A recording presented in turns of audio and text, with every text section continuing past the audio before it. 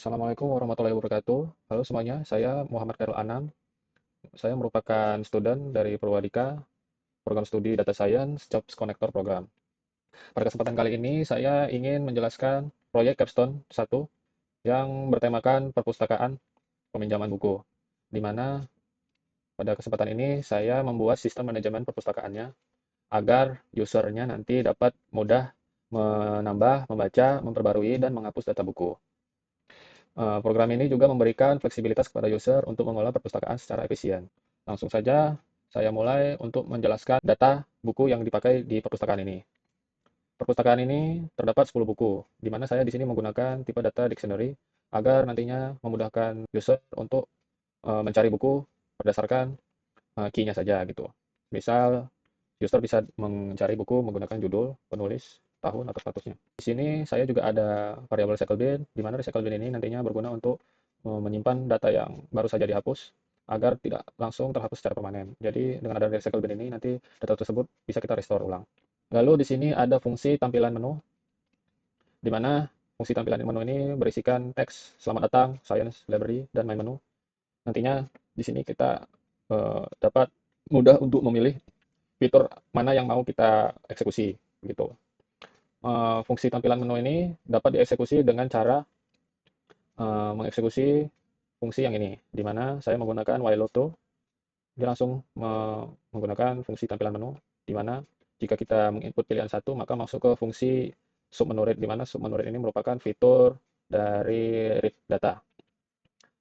Jika kita masukkan pilihan yang lain, maka akan menjalankan fungsi-fungsi yang ada pada sistem ini. Begitu. Lalu kita coba saja langsung demonstrasikan program ini. Nah, sesuai dengan fungsi tampilan menu di sini. Lalu kita masuk ke penjelasan fungsi menampilkan buku.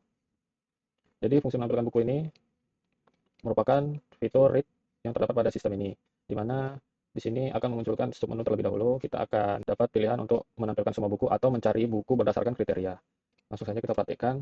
Kalau kita ingin menampilkan semua buku, maka kita ketik satu. Langsung sistem mengeksekusi fungsi tampilkan buku.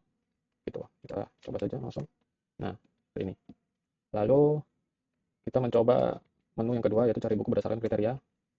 Nah, mencari buku berdasarkan kriteria itu terdapat pada kode yang ini. Sistem akan meminta kita untuk menginput, lalu memasukkan kriterianya berdasarkan apa, judul, penulis, tahun, status. Lalu sistem akan meminta kita memasukkan value-nya dari kriteria, misalnya tadi statusnya apa gitu kan. Misalnya kita sudah tersedia, maka sistem akan mengeksekusi fungsi cari buku, di mana fungsi cari buku ini yaitu yang ini, di mana setiap key yang ada pada data buku, maka dia akan mencocokkan ke value-nya yang ada pada data buku. Apabila ditemukan, maka print. Begini. Jika tidak ditemukan, maka buku tidak ditemukan. Jadi, langsung saja kita coba, kita cari berdasarkan status. Lalu kita masukkan statusnya, misalnya kita mencari yang tersedia. Nah, sistem akan mengeluarkan buku-buku yang tersedia saja, begitu. Mau kita coba lagi, misalnya kita berdasarkan judul. Kita masukkan saja salah satu judul sini, misalnya Python Programming. Nah, sistem akan menampilkan buku yang berjudul Python Programming. Begitu. Oke, kita langsung saja kembali ke main menu. Di mana untuk kembali ke main menu kita memiliki elif subpilihan 3, di mana saya langsung meletakkan break di sini. Di mana break ini akan mengeluarkan kita dari while loop di sini ke menjadi while loop yang di main menu tadi di sini. Oke, setelah itu lalu kita masuk ke fitur create data. Di mana di sini saya menggunakan nama fungsi tambah buku. Sistem akan mengeluarkan teks seperti ini, seperti yang tadi. Lalu teks submenu ini kita input satu, maka sistem akan meminta input ISBN terlebih dahulu untuk memastikan apakah buku tersebut sudah ada pada database atau tidak. Jadi untuk menambahkan buku tidak akan terjadinya adanya duplikat. Nah, kita coba saja perhatikan. Tambah buku, berarti nomor 2, submenunya ke nomor 1. Misalnya kita memasukkan ISBN yang sudah ada. Ini. Oke. Nah, maka buku tersebut sudah ada sesuai dengan yang ada di code. Nah, apabila kita memasukkan ISBN yang tidak ada pada database, maka ia akan ke else statement yang ini, di mana user disuruh untuk memasukkan judul, penulis, tahun, status. Kita coba saja nama buku, masukkan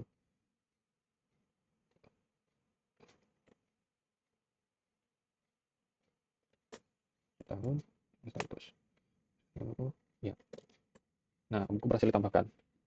Nah, jadi ini tadi merupakan inputan untuk menambahkan buku ke daftar buku. Coba kita lihat, menampilkan daftar keseluruhan buku untuk membuktikan bahwa buku yang tadi berhasil kita tambahkan. Nah, di sini sesuai ya, buku yang kita tambahkan tadi, yang dimana saya memasukkan ISBN-nya 1, judulnya 2, penulis 1, tahun 1, statusnya 1. Untuk strukturnya, yaitu konfirmasinya seperti strukturnya sama aja dengan fungsi yang tadi, hanya beda di kode untuk memasukkan datanya ke dalam database, di mana buku yang kita masukkan tadi, yang kita input tadi, yang ini akan masuk ke dalam data buku yang merupakan database kita. Langsung saja kita masuk ke fungsi untuk mengupdate data, di mana saya di sini menggunakan fungsi yang bernamakan edit data buku. Seperti biasa, saya memulainya dengan while loop. Akan muncul print submenu, di mana jika kita memilih satu, maka akan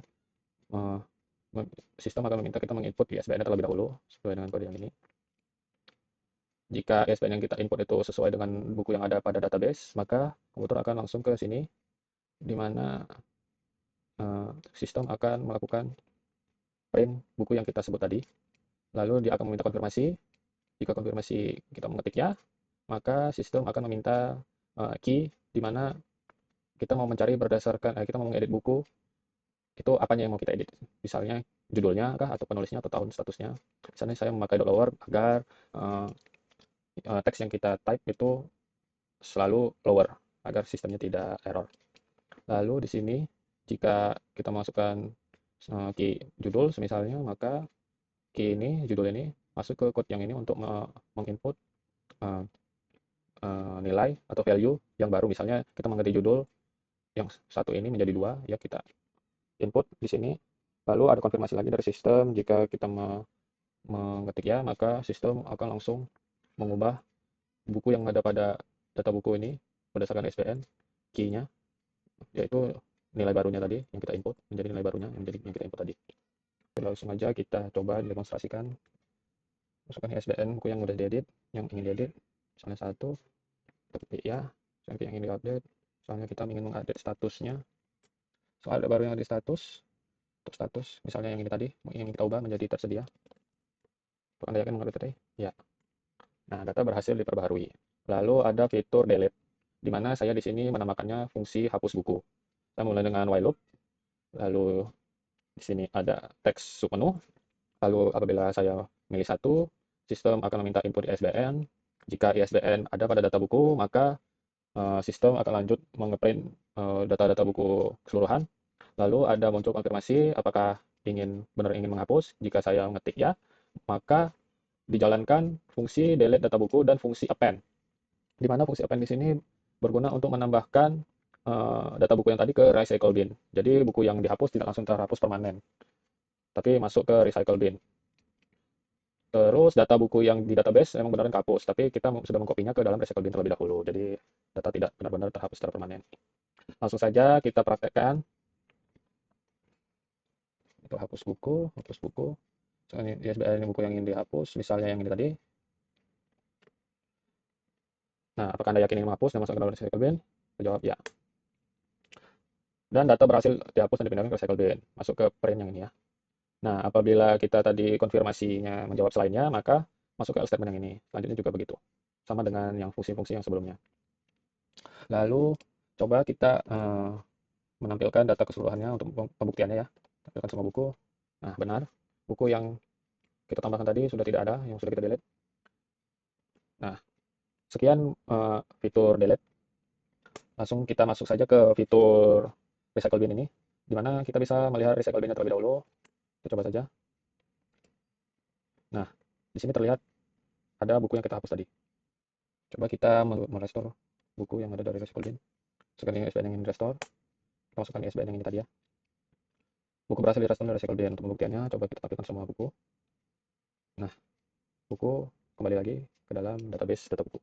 Oke, seperti itu penjelasan dari Capstone Proyek 1, Sistem Manajemen Perpustakaan Peminjaman Buku ini. Lebih dan kurang saya mengucapkan mohon maaf.